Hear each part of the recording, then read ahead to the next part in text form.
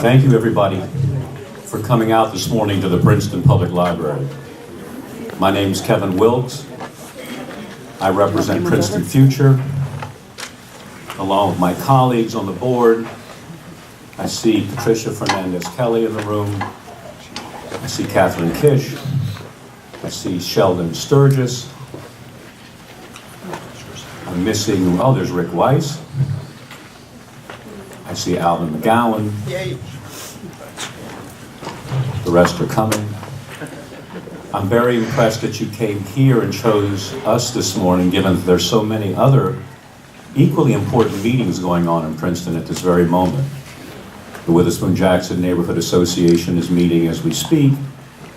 The neighborhood of the Princeton Theological Seminary is meeting, and the neighborhood meeting to discuss expansion plans and rezoning around the Theological Seminary. Princeton University is having their alumni weekend. There's a lot happening, so I'm very gratified and honored that you chose to come here. You know, Princeton Future tries to do community engagement work. We work in the specific venue of planning and design. We have many people involved with our group who are professionals in design and planning, engineering. We have a lot of partners that support us, but I want to today give thanks to one really critical group that sometimes I've overlooked, but that's the Princeton Public Library. The Princeton Public Library stages all kinds of community events, and they very generously allow us to have our board meetings here in the building every month, and to allow us to stage these community meetings. This is a perfect room for this kind of a presentation.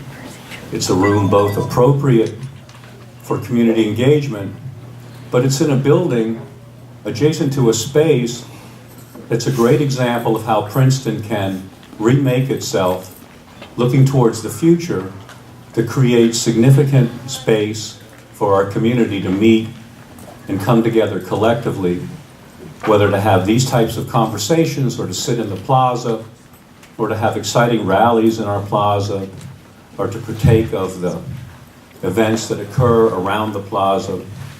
So I really extend our deepest gratitude from the board of Princeton Future to the library for all of the good work they do, not only for us, but for the entire community. Amen. So thank you, Princeton Public Library.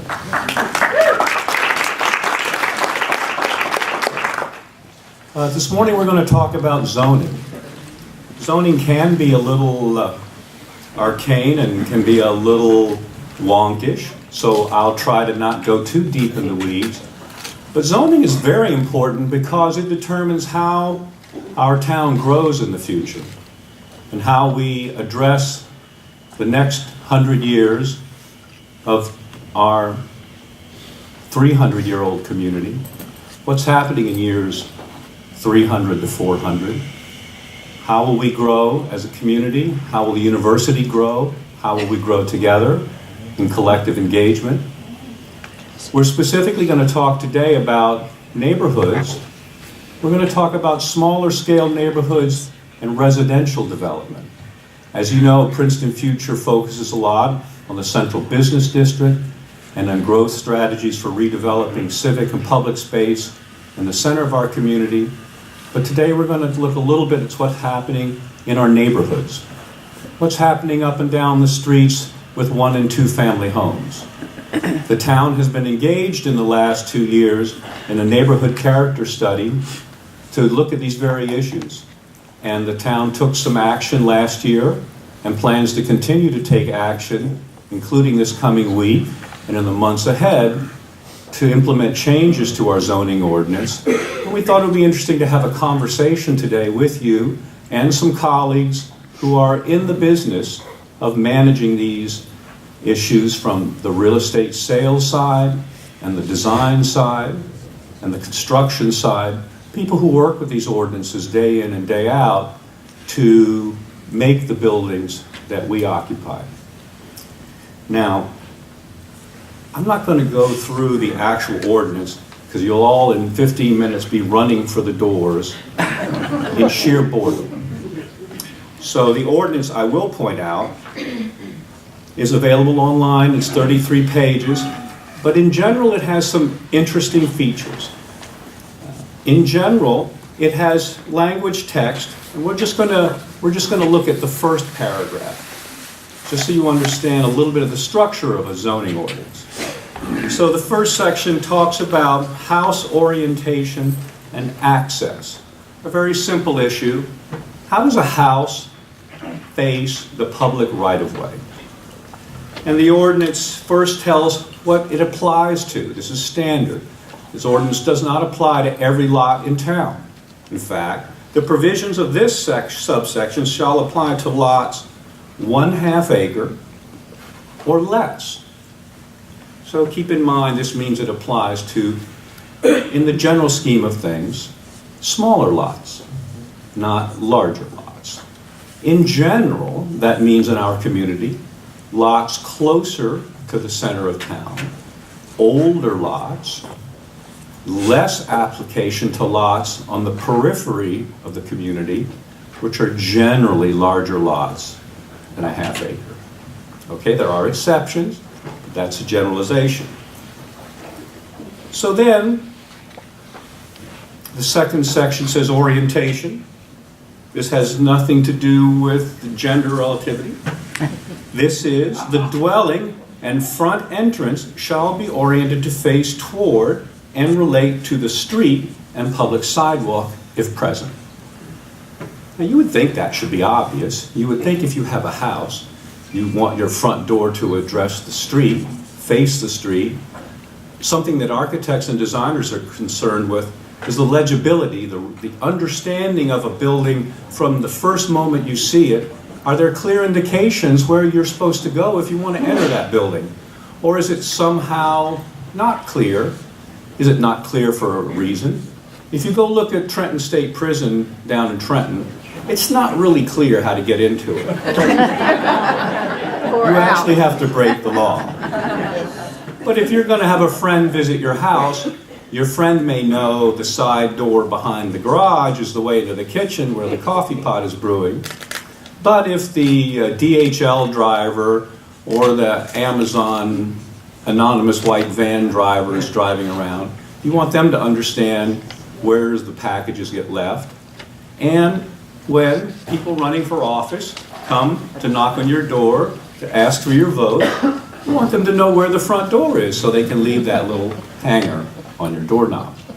So orientation of the building is an issue, and you might think it doesn't need to be legislated, but sadly it does, because buildings that do not respect this neighborhood context, buildings that are awkwardly different from all of their neighbors, stand out in a neighborhood and create an incongruity that for the most part doesn't establish a common language of meaning up and down your street. So the ordinance then goes on to explain what a private walkway is and what its width would be and how it's set back from driveway. And I'm going to stop with the tedium there. But this is the kind of way a zoning ordinance is built. Now what I actually would like to show you, however, is just some diagrams about where this applies in town so you have a sense. Applicability is a big issue. We always need to keep in mind that not all regulations apply to all people. My worldview of government and understanding of legislation is there's a lot of hidden meaning in the laws that we write that will apply to some people and not to others. I'm always trying to find out why someone thought it was appropriate to apply to one group when another group's exempt. Here's an analysis of the as yet to be merged 6 years into consolidation borough and township zoning districts. Township had 9, the borough had 4, or 5 actually. And there are certain districts that have common characteristics. The R5 in the township, the R6 R7, R8, R9 roughly equal to R1, 2, 3, and 4 in the borough. And these are smaller lots. You notice the old township zoning lots, R1 through 4, those are larger lots around the periphery of the township, the outer ring, let's say, for a descriptor. And so the regulations that we're going to discuss today apply mostly to those in the remaining township R5 through 9 and R1 through 4. I promise I will try not to encumber you with zoning districts, but here's a sense, just so you understand, the township R1 through 4, those red circles are the lots around the periphery of those zones. The Brookstone Drive, for example, Edgerstone, Parkside, Shady Brook Lane, those are township lots larger than half acre. The black dots represent homes that have been replaced. The R5 township borough R1 are streets such as Lake Drive, Ober Road, Library Place, Random Road. Again, largely at the edge, but starting to move closer to the center of the community. These are some common house types you see in those neighborhoods. Detached single-family homes with front yard, side yard, rear yard setbacks that either have a garage in the backyard or may have a garage attached to the house in varying configurations, creating maybe a motor court, which is the second one in from the left, or a standard drive in straight, the center one, or a garage that faces actually the side yard and the driveway pushed all the way to the side yard. So that's what existed in the town before. R6 through R7 and Borough R2 districts, you start to move into Valley Road, Ewing Street, Duran, and Fisher. Again, these are some common house types you see in those neighborhoods. The lots are getting a little smaller. You still have garages in the rear yard. And you still have attached garages of varying configurations. This is the R7, Borough R2. Lots again getting smaller and narrower, candidly. Not always shallower. Often the depth is more consistent than the width. Why? Because when these lots were laid out, street frontage established the cost, the value of the property, as developers sliced up larger parcels in the community to create new lots. So these districts, Township R8 and R3, more in Jefferson neighborhood, Linden Lane, Hawthorne. Here you see, yet again, narrower lots. Common typology in those neighborhoods are porches on the fronts of homes. Homes with a garage in the rear yard, but you see the driveway sort of jogs back and takes up a large portion of the rear yard. Homes with a garage on the rear of the house in various configurations. These lots are too narrow to have the garage in a side yard configuration where you drive in on the edge of a property and turn into a garage that's on the side of the house. And the Borough R4, Township R9, this is the Witherspoon-Jackson neighborhood. Yet again, homes are narrower. The zoning requires in that neighborhood 60-foot lot width. Most of those lots are 30 feet. So zoning has been used over the years to control development, to require people to go to the government to ask for permission to improve their homes, which is a whole interesting issue. But you notice these are so narrow that garages are pretty difficult. In fact, many homes in this neighborhood don't have garages. Their lot isn't large enough. Some have them in the rear yard. Some have them really in the body of the building itself. There's no separate attached piece as a garage. You're all familiar with the common language of zoning. A front yard setback is the distance off the front of the street. Side yard setback are the two lines perpendicular to the front yard, and the rear setback is your rear yard line. So your building envelope is that resultant space in the center of those 4, sometimes more, setbacks if you have a non-rectangular lot, if you have a trapezoidal lot, for example, and there are conditions where that happens. So remember that little paragraph we saw about house orientation and access? Here's a diagram on the left. We're going to show you a bunch of images that show current conditions. These are actual examples from homes that exist in the community. We're not going to identify them, you may know them, but they're abstracted a little bit to really make just a general diagrammatic point. The house shown current on the left leads to the street with garage doors. There's not a real understanding of how a person, a body enters. It's painfully clear how the car enters. We want to change the community decided collectively, and our elected officials approved this regulation, which decided to value the entrance of people over cars. So that front door on the front facade has to face the street, and the garage has to be tucked back a certain number of feet, depending on issues of width of lot and width of house. So proposed on the right is a diagram of something that could be approved today. Something on the left under current could not be approved today on lots less than a half acre. Same condition. Here you see a little diagram that shows those dimensions where you see letters, they're spelled out in the ordinance. So this is becoming very prescriptive. We sometimes in the biz call this a form-based code. The code actually has diagrams that tell you how you comply with the code.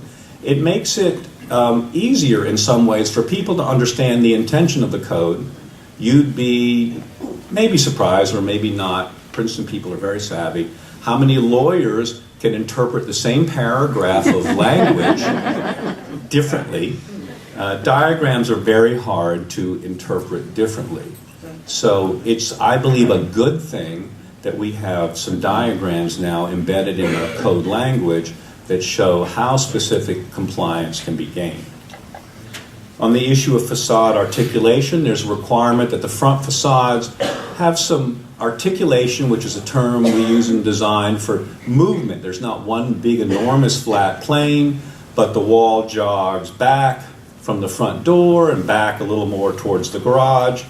Presently, today, there's no requirement for that. What this does technically from a design standpoint is allow the designers to break down the major scale of a building into a composition of perceived smaller elements instead of a large blob. So there are many variations depending on the building type you wish to advance, whether you want to have your garage on the side of the house, or you want to have a motor court, or you want to have the garage in the backyard of the house, or you happen to have a corner lot. This code addresses that, and that makes compliance easier. If your lot has enormous blank wall on the side of the house, this code now requires there be some windows. So windows are good for the people in the building. They let daylight in. They're good on the outside of a building because they provide scale and relief and design, detailing and interest to a blank wall. There are code requirements in the building code that put in restrictions when windows are less than 10 feet to a property line and less than 5 and 3 feet to a property line for fire regulations. This code understands that. The two are mapped together so they're on the same page. I can assure you in some communities that hasn't been fully thought through. So our new code has an understanding and a requirement for there not being enormous blank walls. There's requirements now about front entry garages. I think a number of you have noticed growth of some recently built homes in town that tended to lead on the design with 1 or 2 garage doors, and then the result of the rest of the building is tucked behind it. That's not a piece of existing Princeton neighborhood context, streetscape design. It doesn't fit in. So they are trying to prevent that from happening anymore. And there are various conditions on how that happens. I won't take you through the numbers, but it's reasonably well thought out. There's actually something I really admire hidden in this code. Under lot coverage has been redefined and actually clarified. There was a change a few years ago in Princeton where FAR, in an attempt to control larger homes, FAR, which used to simply mean floor area ratio, is the amount of occupiable floor space in your house, excluding your basement. It was changed a few years back to be an attempt to control what people felt were homes that were too large. They decided to call two-story spaces. You've seen this phenomenon of what we call a double height entry foyer, that wow thing you walk into. And the theory is, well, that really is 2 floors, even though the second floor isn't up there. So that's now counted as double FAR. Porches were included as FAR. There was a couple other things that they tied in. Porches were not included. Yeah, they were. In the original one. Originally. They've been changed. You see, even architects can disagree. Well, Josh and I think they were. 200 square feet. This present ordinance clarified that. Well, anyway, we're going to have the panel up here in a little bit. We're going to let them do this in real time for you. Nonetheless, the intent of that ordinance was to reduce the size. What it really did is just make people stop putting porches on their homes and stop doing double height spaces, and they still made big homes. They just didn't have any of the features that got counted for extra FAR. Porches actually are a good design device for community streetscape design. This present ordinance corrects that and exempts porches up to 200 square feet under certain conditions of their width, depth, and how they might project into the front yard setback. It gives you, basically, it makes it easier to put a porch on the front of your home, which serves a public good from a design standpoint in our community.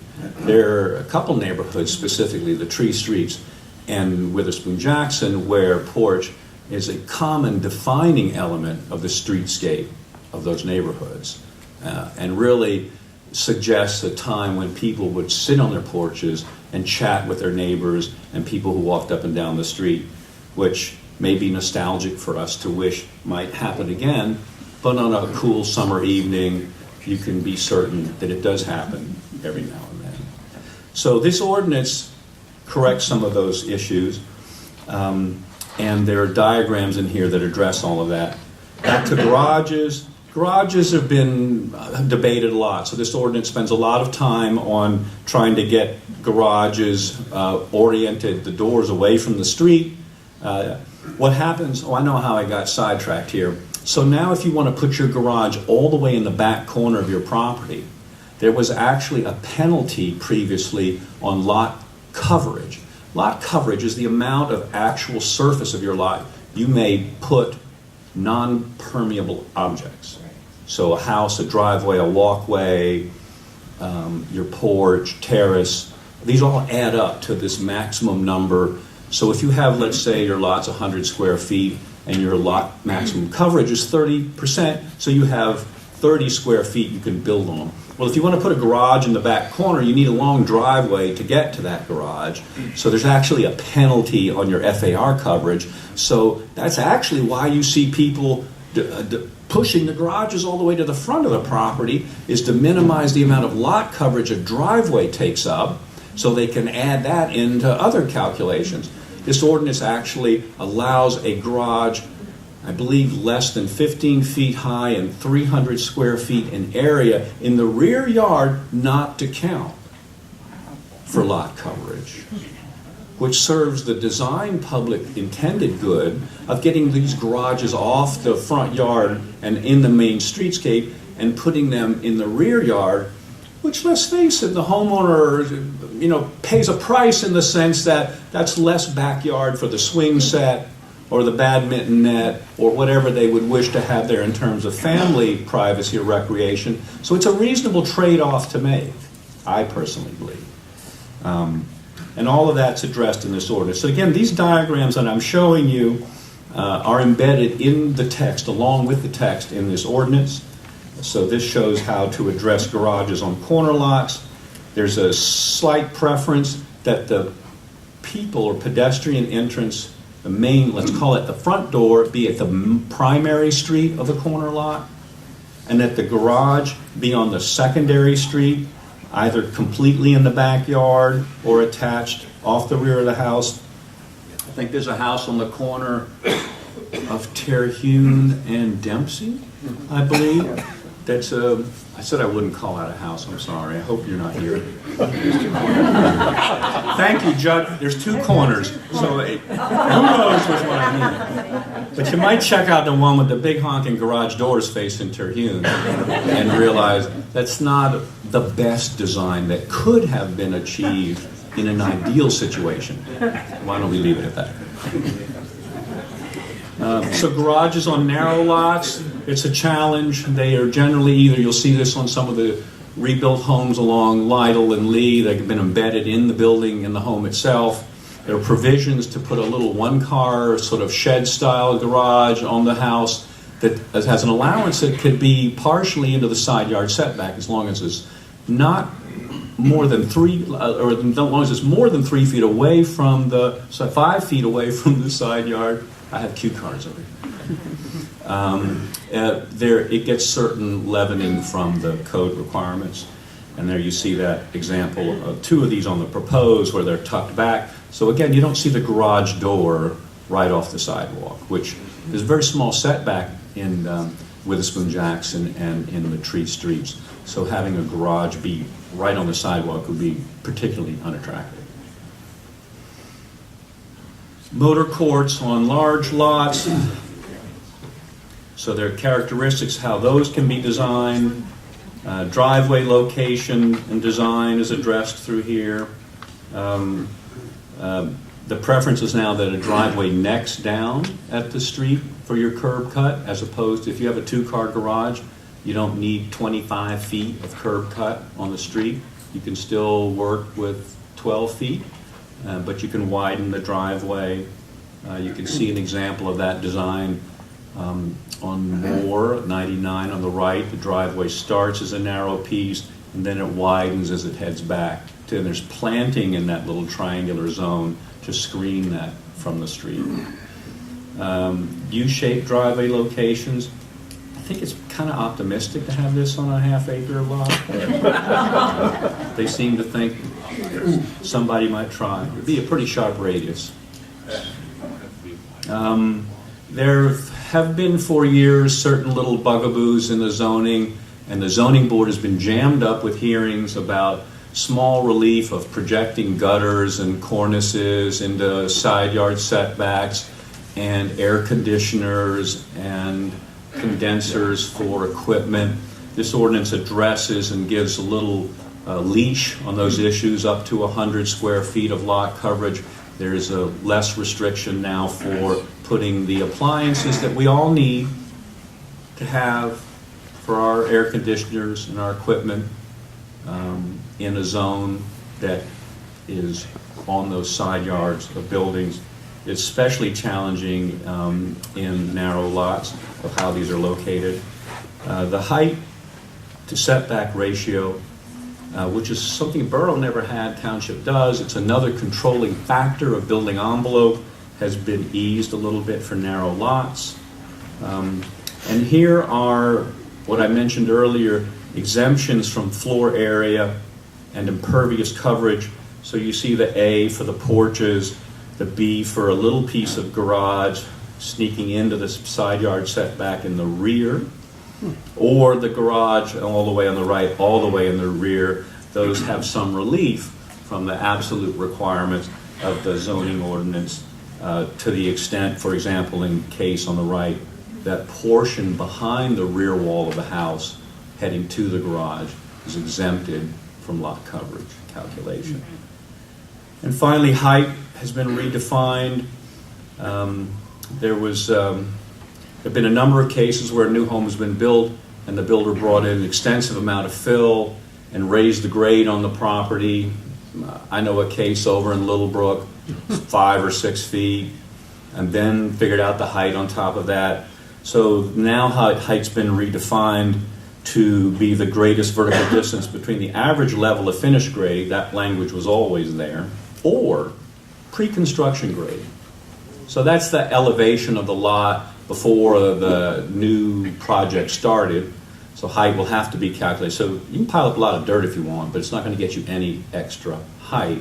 So the relative height of the ridge or flat roof or whatever the top detail of that building is compared to its neighbors will maintain a common sense. So that's just a quick surf through what's happened. We have a number of people here today to talk about not only this, but its implications and larger issues that are rolling into play in Princeton in our residential market. And we're going to start this morning with 2 professionals who've worked in the industry for, well, I won't say a number, but a really long time in the industry. Both have in fact, significant family history of involvement in real estate in our town.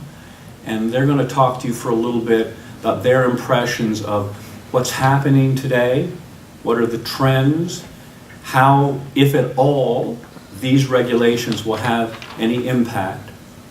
Then after that, we're going to look at an example of a recently designed home in the Witherspoon-Jackson neighborhood that deals with these issues.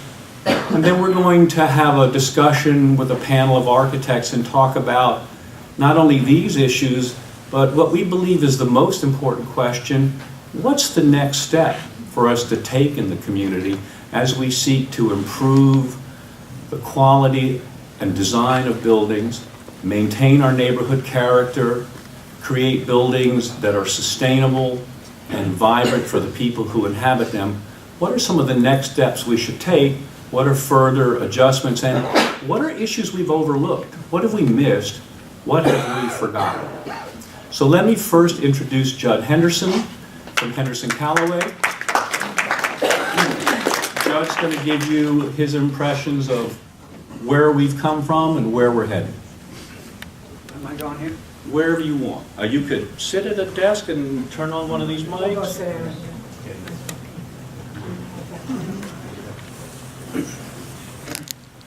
So I'm going to turn this. Is that working? Hello?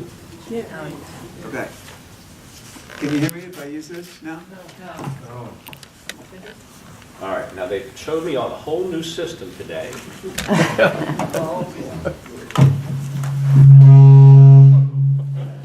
Right when you said, oh boy. How's that? Is that working? YouTube. All right, good. There? So thank you so much for the opportunity to be here. I love this town. Born in Princeton Hospital and have kind of been immersed in what we're here to talk about today. And here in the back. Is that right? I'm going to go one more. Let's see what happens. It's starting feedback. Judd, just hold it close to your mouth. How's this? Is that better? Yeah? Max, can you hear me? Okay, good. I can hear you now. All right, excellent. So thank you very much for the opportunity.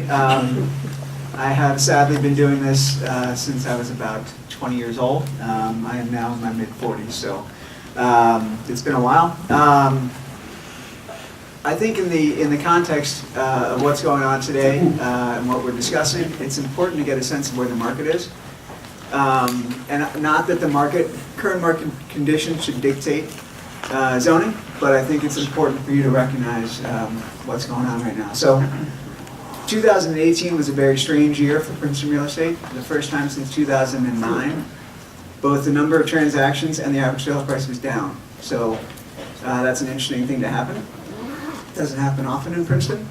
It was also the only municipality locally that had both of those conditions. So whether it's Montgomery or Hopewell or Lawrence or West Windsor, the data was not the same in those municipalities. It was actually the first time that I can remember that Princeton was leading in a down market or into a down market. The primary reason for that is that Princeton's average sale price is very high. So the average sale price in 2017 was an all-time high at $1,047,000, and last year it was $972,000. While that's a disappointing number to have that come down, this is data from the MLS, by the way. It's still a very high number. And one of the reasons that Princeton was down, I would argue the primary reason. I think you should I can't, speak into the mic or stand. I don't think the mic is working. okay. Would you mind using this? Yeah, no problem. This still works okay, right? Yeah, why don't you, Judd, use this? The library has a brand new system. We're still working on it. So in closing, I think that those are my points. What I was saying is that overall the Princeton market last year was down for the first time since 2009 in both units and average price. So that's a noteworthy thing to happen in Princeton. The reason is because the average sale price is high. So in Princeton, the average sale price peaked in 2017 at $1,047,000, and last year was $972,000. So the interesting thing about Princeton's market is that it does not rely on interest rates to trigger the market. Neighboring municipalities, whether it's Lawrence with an average sale price of $315,000, Montgomery with an average sale price of $650,000, Hopo with an average sale price of $550,000, those are markets where people are motivated to act in a rising interest rate environment, which is what happened last year. So in a lot of these marketplaces, the number of transactions was down, but the average sale price was up because the first half of the year, while people were scared that interest rates were going up, they were kind of jumping on transactions. So that did not happen in Princeton, namely because in Princeton, 38% of all deals last year were cash deals. So as amazing as that is, that the average sale price was $972,000, 38% of those deals did not involve financing contingency, which is pretty staggering. Compare that with other municipalities where it's more like 14 or 15%. So it enables people in Princeton last year to sit on the sidelines. It was a very strange year as it related to the fallout of the new tax plan and what that would mean in terms of the lack of deductibility here. So it enabled people to sit tight and say, you know what, let's just kind of see how this plays out and see what this is all about, and maybe we'll return to the market in 2019. And to a certain extent that happened a little bit in the fall even. But it remains to be seen how that's going to happen. One of the interesting things in that climate is to see where the market is thriving. It is thriving right now in a 2,500 square foot house that has been completely renovated or completely redone on a small lot like we're talking about here. If it's in the tree streets, if it's on Moore or Jefferson, near the schools, if it's on Terhune or somewhere within that kind of radius, those are properties that are in extremely high demand, to the extent that if one comes on the market and it's properly priced, let's say at $1.2 million, it'll be shown 30 or 40 times in the first 2 weeks, and it'll have 4 or 5 bids, and it'll feel like it's, what I believe to be San Francisco in 2005. Conversely, if it's further out in the municipality, I live out on the corner of Drake's Corner Road and Province Line, and my property would fall squarely into this, on septic, with well, with oil, not with natural gas. Those properties actually are not in demand right now. So people want to be closer in, and they want to be simplified. They want life to be simple. New construction on a small lot is, completely catered to where the market is right now. So one of the interesting things with what Kevin was going over, none of those properties that you saw can really happen in this town from a retail sales price. If any of us were to either hire a builder to do it or to buy one that a builder was doing for much less than 1.2 or 1.3 or 1.4. So it's an important thing to get context for where that is in the marketplace. That we're not talking about, this is still above the average price point. So I think that's an important thing to recognize too. So far for me, what has been approved is I see it as a tidying up of the zoning regulations. And to me, I don't think it has much of any impact on market value at all. I don't see it as a detraction. I don't see it as an issue. I do see what's on the table on Monday night as a potential issue. And I don't know if we're going to get into that, but kind of a different story as far as I'm concerned. So this one to me actually does not inhibit. If anything, I think you can make the case that it actually strengthens values. One of the important things here is that these people that are paying $1.2 million or $1.3 million or $1.5 million or more are choosing to be in a neighborhood. They're choosing to be in a community. So in my opinion, in that, and this is not factual, this is subjective, they're choosing to be part of the fabric of that community and to buy into that, as opposed to if they wanted to do something that was a little more funky, they could come live where I live and have a little more privacy and do a little bit more different. So that's my 2 cents on it.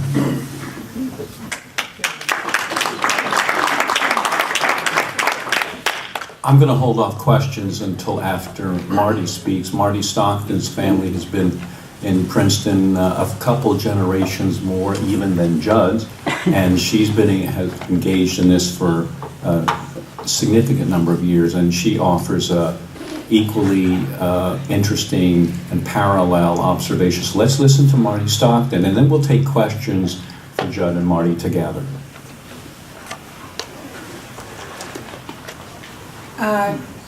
That was a good way to say I'm old, so that's fine too. Yes, I was born in Princeton. I'm 10th generation from the signer of the Declaration, and that and $1.50 will get me a cup of coffee. $3.25, whatever. Can you hear me back there? Yeah. Okay. All that was very good, Judd. Good information and good statistics. I can add a little bit to what he's said. The current market that we have right now, there are 114 houses on the Princeton market. 35 of them are less than $1 million. 63 of them are less than $2 million. 9 of them are less than $3 million. And five are less than $4 million. There's one that's less than $4 million and one that's $12 million. So if you come to Princeton with $3 million, you've got 9 houses to look at. If you come with $2 million, you have 63 houses to look at. So the idea of being able to make a decision when you have that kind of money is a lot of choices. There are a lot of choices.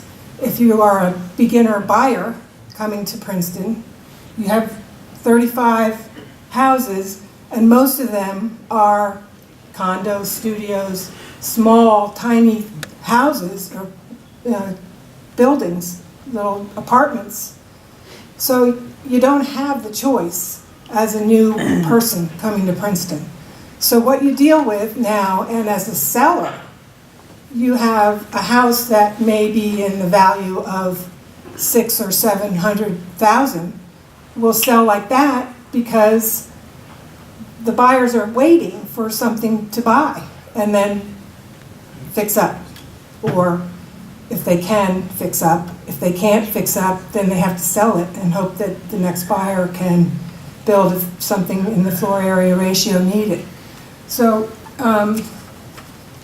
it's one of those markets that, as Judd said, it's a tough market right now for Princeton. It was also the fact that you couldn't deduct any more of your taxes to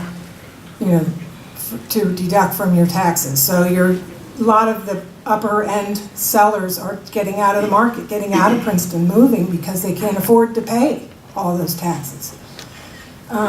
Okay, so then you have the real estate market the real estate company has given us things that help you to renovate. What is the best thing you can do to get your money back if you're going to renovate your house?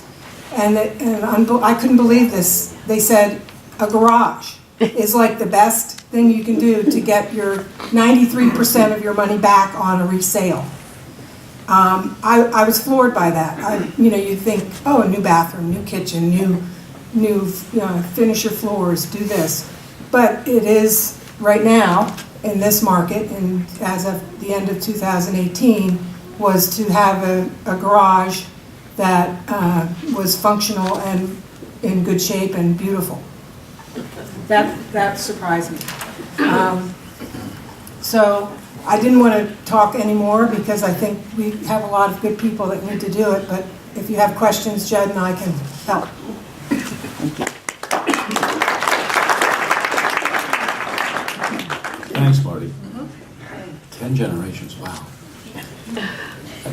So may we ask some questions of Judd and Marty? I see a hand in the back with the cap. Good morning. Hi, Judd. Hi, Marty. I have a question about ACUs. Is that what they're called, ACUs? I see all this talk about garages.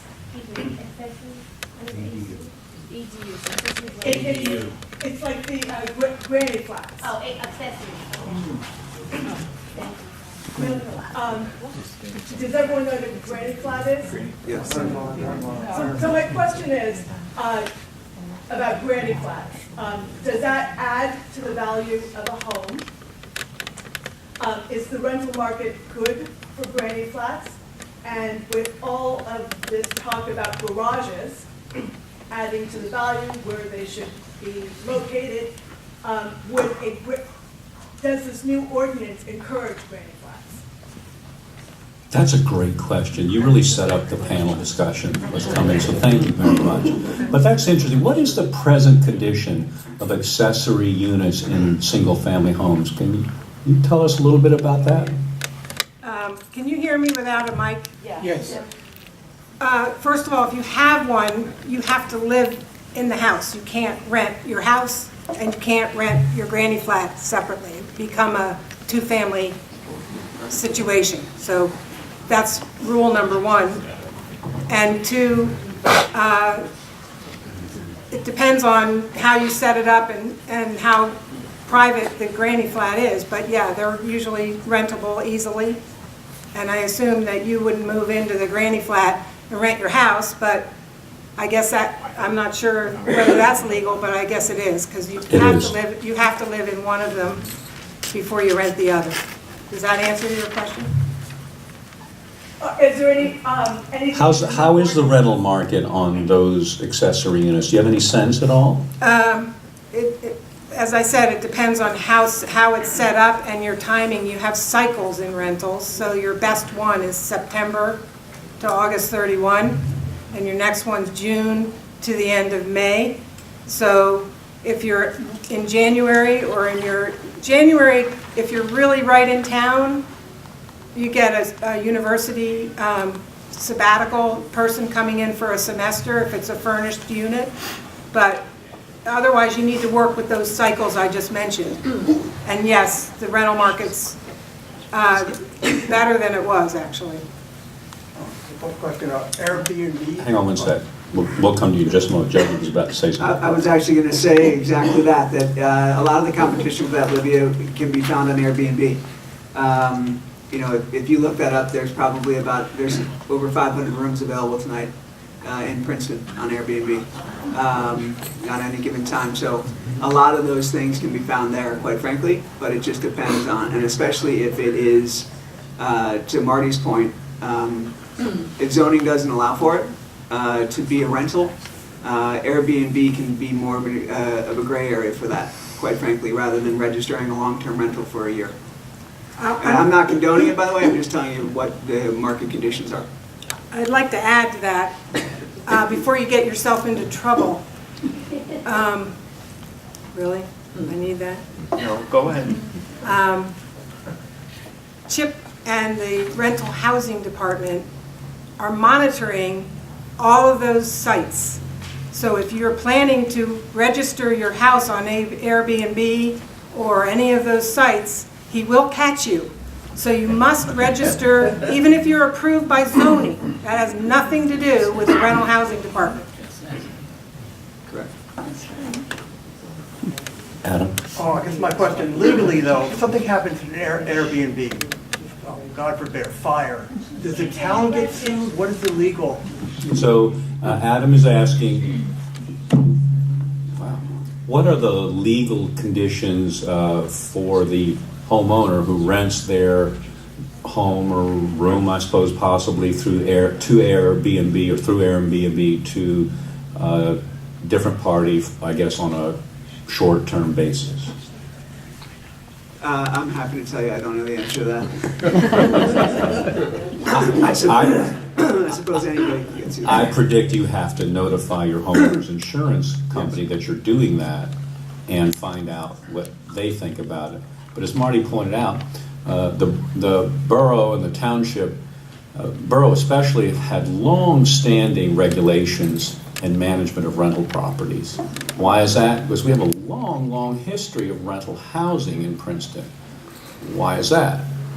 When I came here to go to college in 1975, as Marty points out, the rental market was just, August 31 was D-Day, was everything. Why? Because grad students lived pervasively throughout the community in small apartments and essentially the moral equivalent of a accessory dwelling unit in homes that had existed in the community for much of the 20th century. Because the university only had the grad college. Butler College was a post-World War II phenomenon. There was not enough graduate housing on university campus to house the grad students. Subsequently, in the last 40 years, the university has made a policy of building new graduate housing, and they've tried to reabsorb grad students from the community onto the university campus. So you would think that would have shrunken the rental market in this condition, but simultaneously in the last 40 years, the community has undergone significant growth, and Princeton is now a major employment center in northern Mercer County, to the point that the center of the community population doubles during the business hours from 9 to 5 by the inflow of people coming to the community. So there is concomitant with that a demand for rental housing for people who work here in the town. So the demand is maintained high. The profile has changed, actually. So now these are young professionals. We don't really have very good housing stock in our community for people in the 20 to 35 age group, the people who are pre-family growth, you know, who are singles or just living as a young couple. They haven't started a family. The desire for Princeton community for young families with young children and growing families is clear to all of us. We understand that. Relates a lot to the recreation and educational attributes that our community has to offer for families. But this accessory housing capacity is really now being used by the young professional group, and there's a high demand which we just don't meet. I would say, as an extension of that, one of the biggest stories in Princeton real estate that is not too commonly discussed is the rental market and the university's retention of those grad students, those faculty members and professors and all those people that are on campus, which has changed dramatically over the past few years.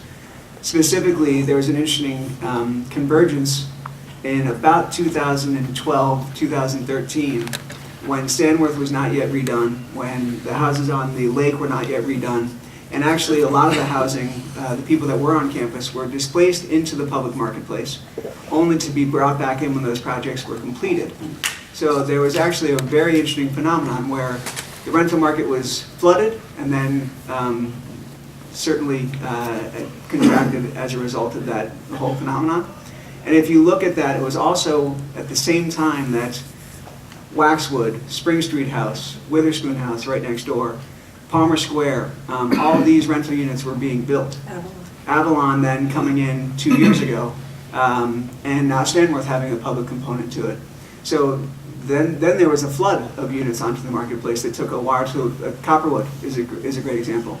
It took a while to absorb. It's not actually completely absorbed. Part of the problem there, depending on, you know, where, problem might be the wrong word, but part of the issue there is that none of those units are, you know, something that a 25-year-old coming out of college with $60,000 or $80,000 of student debt are going to be able to move into. They're still priced at, you know, a one-bedroom is still going to start at $1,800 if it has issues.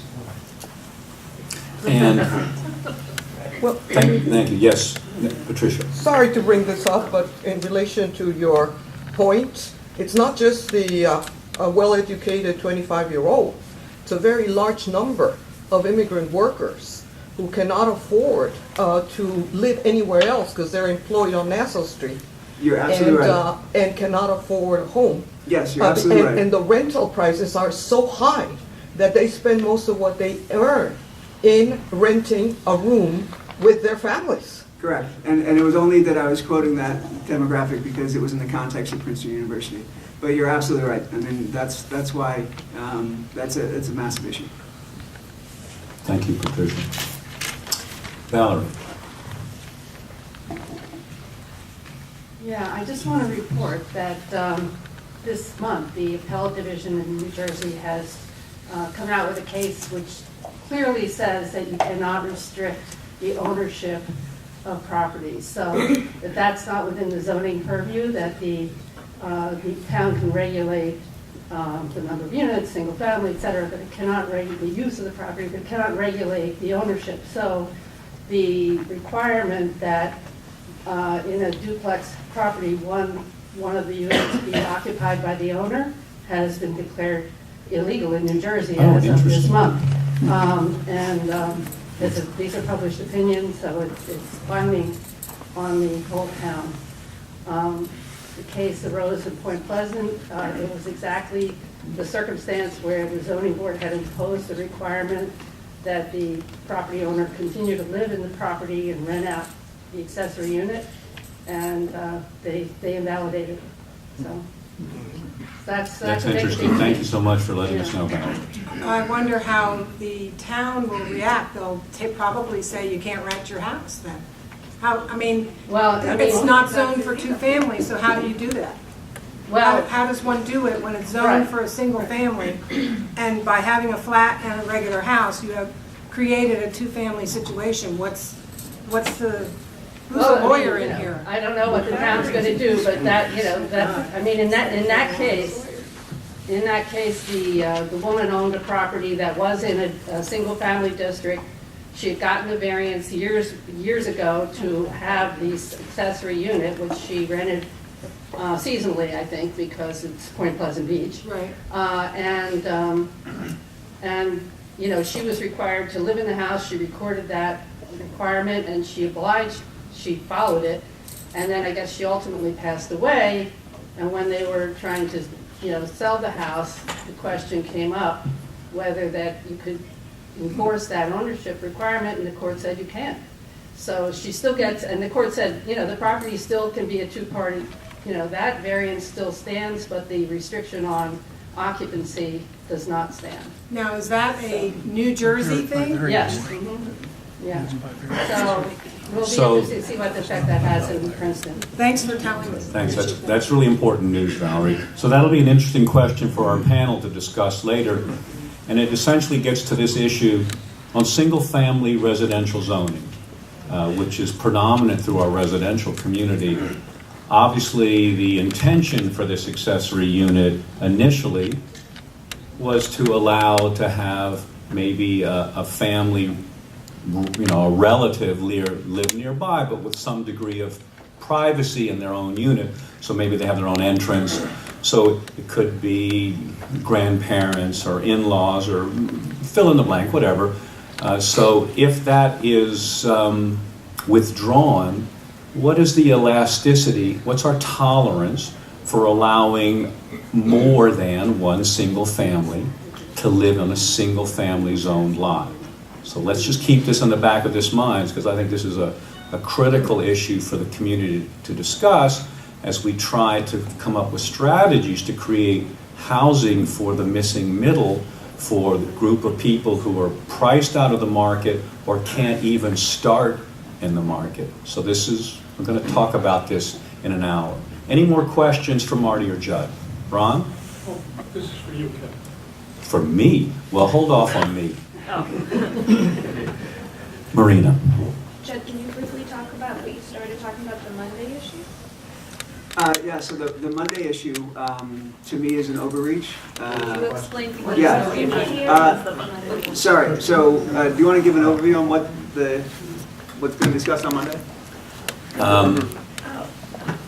I would like to do that half in an hour, but in a sense, Monday night, Town Council is considering an ordinance that will change one piece of our zoning code, which is a paragraph in the definition of floor area ratio. They're going to eliminate a present rule that exists for these very small lots where an absolute FAR renders the size of the home very small and actually puts existing homes out of conformance with zoning code interpretation in their neighborhoods. And actually, Marina has done some interesting analysis on this topic, which I'm going to have her show you in about 45 minutes. But it is going to be basically a reduction of the existing ability of a number of lots in the community to expand their homes. Is that adequate for an entree? Yeah, and the second point that you made there, is this, I don't know if this is on. The second point that Kevin made there to me is the primary one as far as I'm concerned with regard to making the vast majority of homes within those zones already non-conforming. And there's a practical application for that, which is actually, in my opinion, very problematic, which is if somebody wants to make a very minor alteration, they're going to have to get a variance, which is not a fun process. It leads itself to uncertainty, extra red tape, and extra expense, which I think will inhibit renovation and upkeep and maintenance and all those different things that I think are important. I understand the objective, and I think it's an important objective, needless to say, but I think that particular one is overreaching, in my opinion.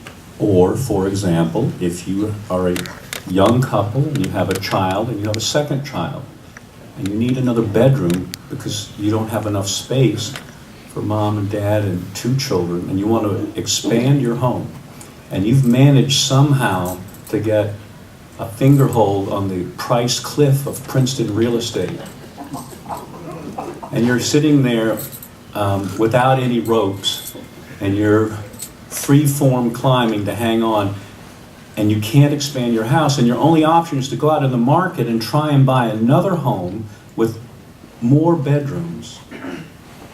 But you don't actually have $1,047,000 sitting in the bank, and you're not one of the people who can pay cash. It's pretty obvious, by the way. A judge is not in a position to state it in the way that I will, but the net worth of people moving into the community is increasing on average dramatically, and if you're a multimillionaire, you're likely to have a bunch of money sitting in the bank, so you can pay cash. If you and your wife are working at 2 jobs and you're cobbling together a decent income in terms of America, but a challenging one to purchase the Princeton real estate market, and you are interest sensitive and you are payment sensitive, then the price jump from maybe an $800,000 home to a $1.2 million home is virtually impossible. So what might be triggered in these conditions is a lot of people will be in homes that they can't modify for a growing family. That's, pretty much part of the American dream, is to have your family and grow your family and grow your home and improve your life. I think it's a great point. And I would also even argue if you wanted to put in central air conditioning, you would need to get a variance in some ways. At all. I would say that Kevin made a great point, and one of the things, it's actually even as mundane as central AC. If you want to put in central AC into one of these houses, you might need to get a variance to do that, which seems completely counterproductive, in my opinion.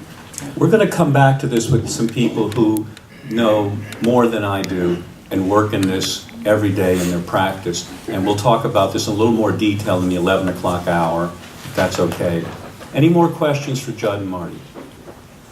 I would like to make one, closing comment. Yes, I'd like to make one closing comment. One of the things that I think is important for context is that in 2007, 78% of our buyers, and this is through our firm, into the Princeton area, already lived in New Jersey. And last year that number was 82%.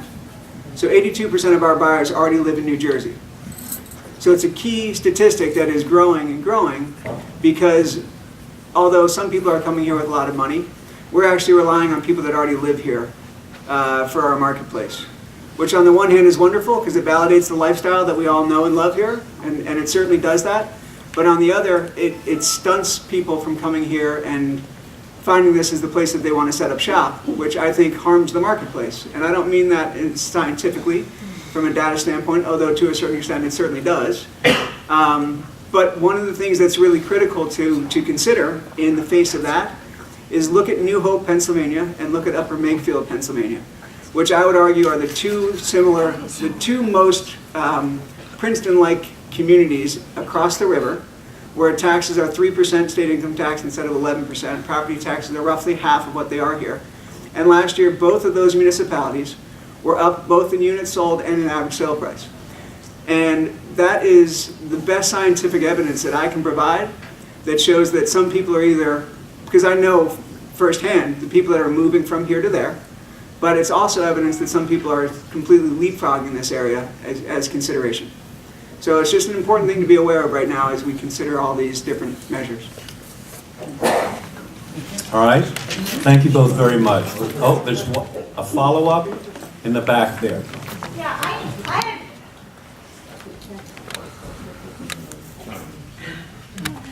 Hi. Is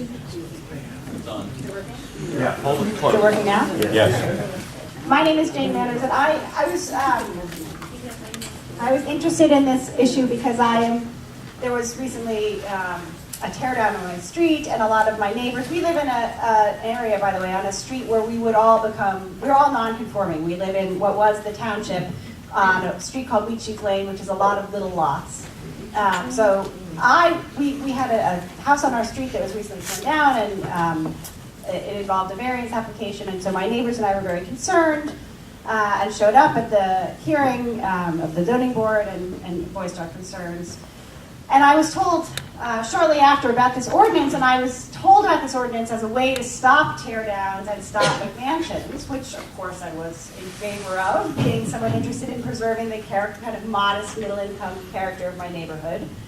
And only last night did I find Marina's letter to the editor online and saw the other permutations, the other effects, which I'm concerned about for all the reasons you just stated.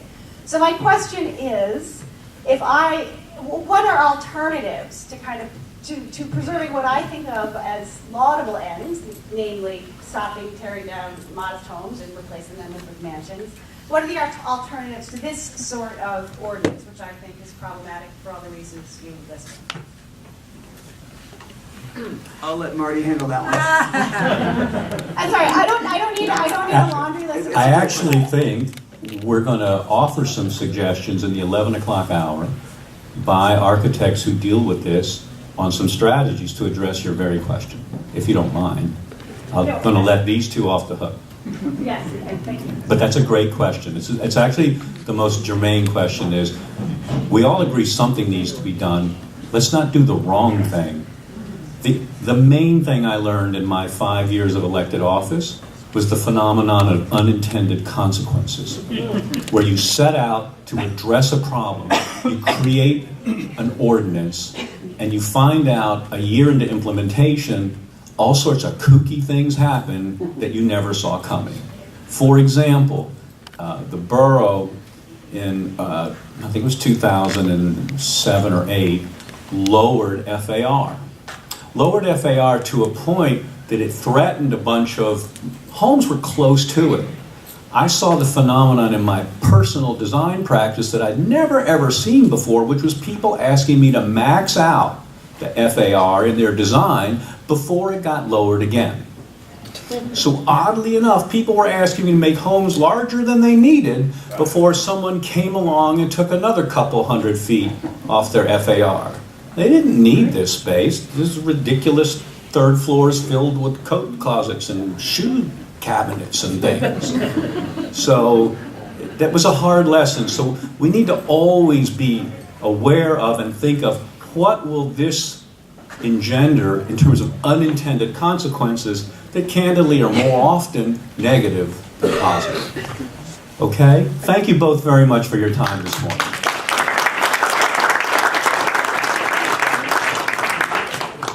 I want to introduce to you a colleague, Max Hayden, who's an architect who practices in the community. I met Max in the 1980s in our good friend Alan Goodhart's studio on Harrison Street. Alan's a magnificent landscape architect who grew up here in the community, went to Princeton High School with his twin brother, And that's how Max and I met. We were doing our apprenticeships at two larger firms in town.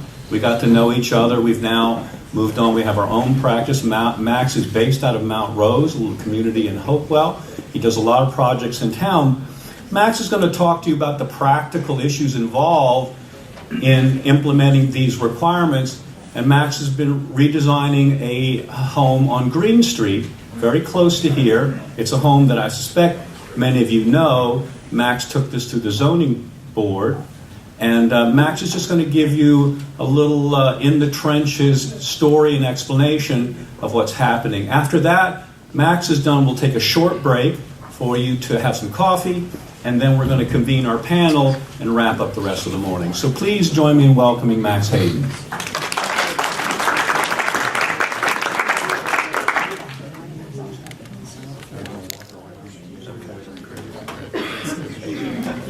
Good morning. Thank you, Kevin. We were both a bit younger when we were here, when we came to town.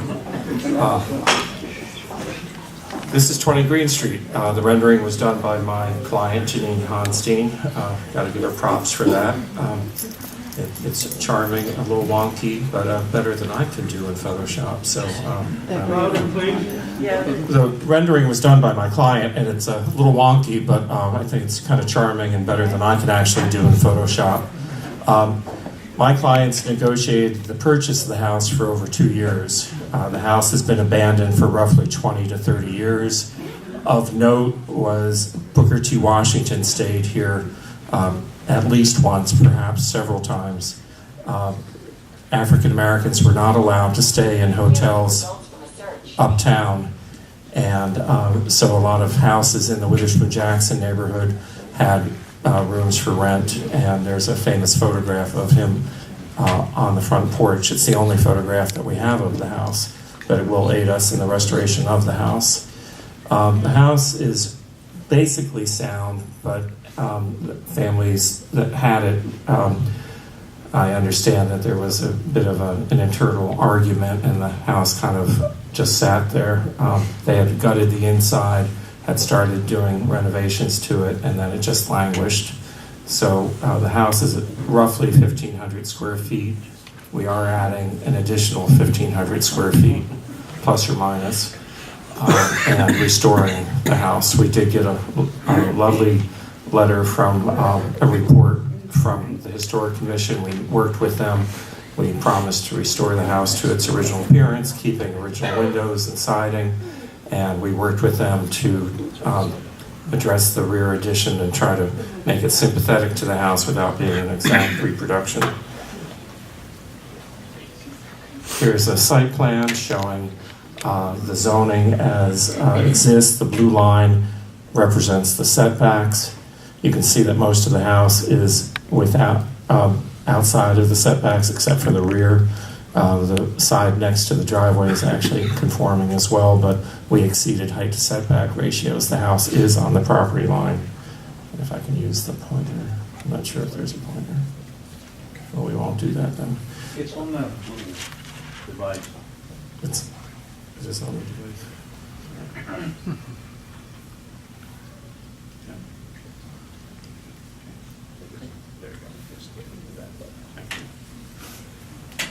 So that's where it's already non-conforming. The yellow is the existing house, or the light green, and the white is the proposed addition. We did also want to include a garage to the rear, which is typical for the neighborhood, especially 50 to 100 years ago.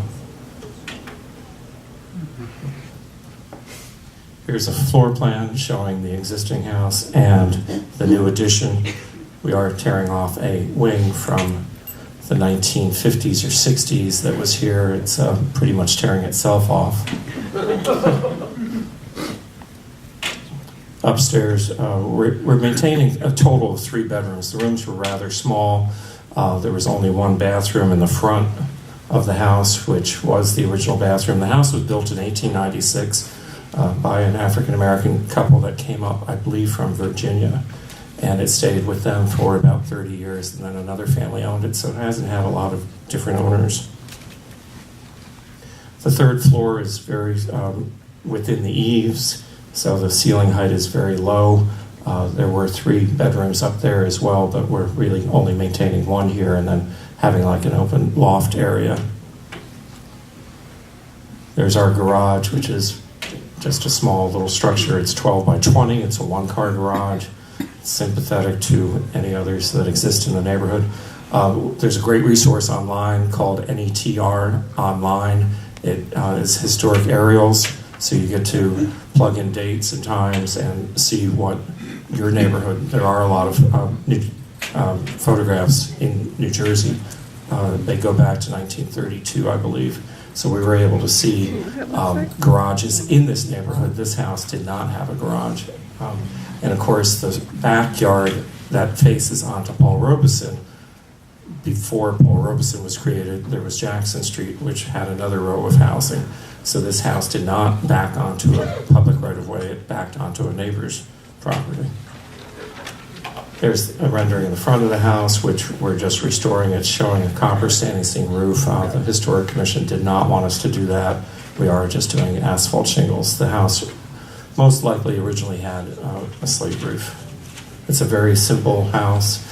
There's a similar house down the street. There are similar houses on Van Deventer, and there are a lot of houses like this in Hopewell Borough, probably from a plan book.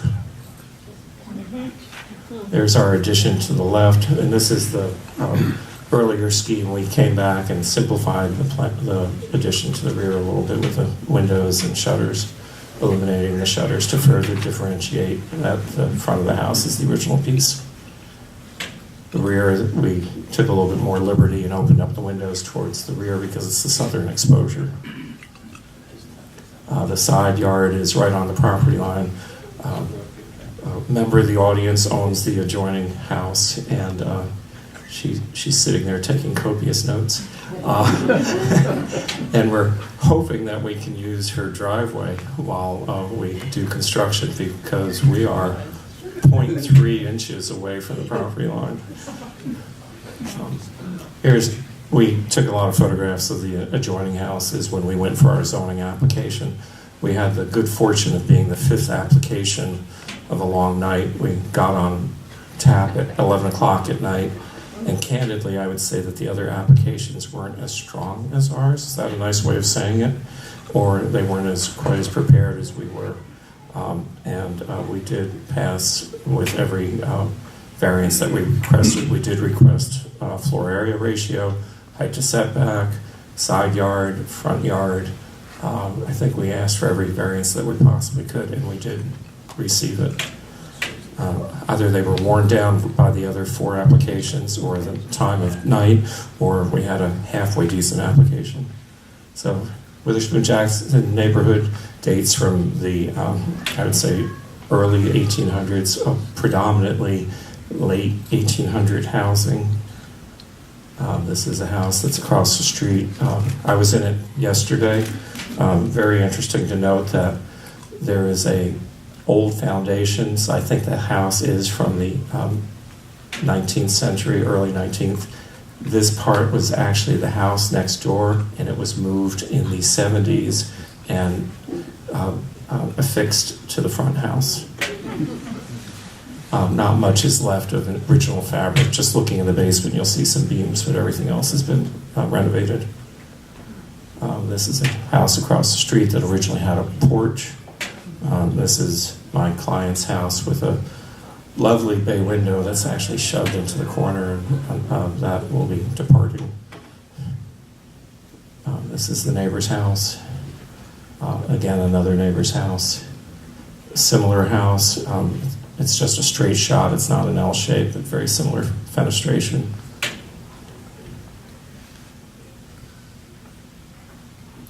Our unique challenges were, how close the house is to the front of the street, and really trying to make a house that's livable for today. My clients are a retired couple, nearing retirement, and they wanted a house that they could age out of. They live in town. They've been in town for 35 years, and they really love Princeton. They've always wanted to do a restoration project, and they wanted to be uptown, so this fit the bill. A lot of their kids went to school with some of the kids in the neighborhood, so they knew a lot of people in the neighborhood, and they really want to be good neighbors and be part of the neighborhood. Janine is an artist, a fine artist, and this is right up her alley to be in a less than traditional neighborhood. It's not by the Institute, it's not the Western section, it's an eclectic mix of folks, and that was right up her alley. And we all have really enjoyed the fact that we're saving what is one of the more significant buildings in the neighborhood and preserving it for the future. We had to give a lot of stuff like, say what kind of fencing we're doing, and this is kind of really boring zoning requirements. That's the aerial view. And that's about it. Anyone have any questions? Yes, sir. On Green Street, not far from this project, there are a couple of homes, one actually quite recent, maybe both quite built relatively recently, which are extremely contemporary in design, if you will. What can you say, if anything, about the economics of what you're undertaking, what your client is undertaking, versus a tear down and building one of those? I know my understanding is at least one of those new homes price is just short of a couple million. That's my question. Those homes were built. His question was, the gentleman's question was, there were two modern contemporary houses built recently on Green Street, and what are the economics of building a new house, a similar house? Why, I think in essence, why did my client decide to keep the old house versus tearing it down and building a new home? Or at least what's the economic comparison? I understand the cultural comparison. Right. And candidly, those houses were done before Witherspoon Jackson became a historic district. My clients bought the house after Witherspoon Jackson became a historic district. So I think that if my client had desired to tear the house down, it would have been met with a lot of pushback. So from the get-go, they wanted to restore and maintain the front house. The implications are that it will cost more money to restore. The good news is there isn't much of a house there. The bad news is there isn't much of a house there. So I would say, if you wanted a percentage, we're probably spending 20% more rather than building anew. But they did buy some character with the existing house, and there is some interesting fabric inside of the house that we're going to be able to maintain. Hope that answers it. Yeah. Okay. But it does raise the question as to why legislators cannot introduce incentives in order to preserve this is very interesting to me, because all the proliferation of these monstrosities throughout Princeton clearly comes from the fact that it's easier and less expensive to destroy than to preserve. Right. The way I know that there are some tax incentives if you have a commercial property, if you had a multifamily unit, and if you put the house on the state register, you could get a tax credit from the state on your local taxes. You get upwards to, I think, a 20% tax credit. When it's a single-family house, there isn't that tax incentive. So that would be something interesting to work on. We're doing it strictly from a cultural standpoint and wanting to do something nice for the neighborhood. They want to be good neighbors. Thank you very much. Any other questions for Max? All right, thank you very much, Max.